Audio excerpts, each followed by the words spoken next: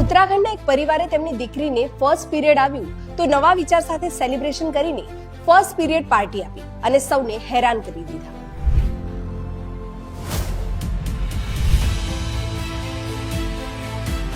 પરંતુ ક્યાંક ને ક્યાંક આજે પણ આપણા સમાજમાં પીરિયડ વિશે વાત કરતા સંકોચ અનુભવાય છે. મેડિકલની દુકાને સેનેટરી પેડ લેવા જઈએ તો પણ શરમ લાગે છે.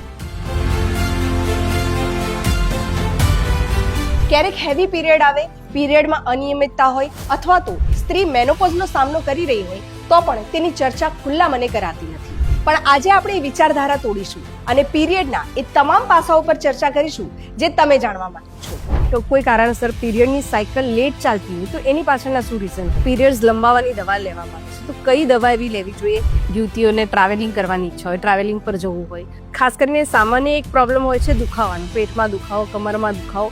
આ શું રીઝન હોય છે ને એને કેવી રીતે ટાળી શકાય? પીરિયડમાં કેટલું બ્લીડિંગ સામાન્ય કહેવાય? કારણ કે ઘણી યુવતીઓમાં કે દીકરીઓમાં. જોડાઓ યશવી વોઇસના પીરિયડ સ્પેશિયલ પોડકાસ્ટમાં અમારી સાથે.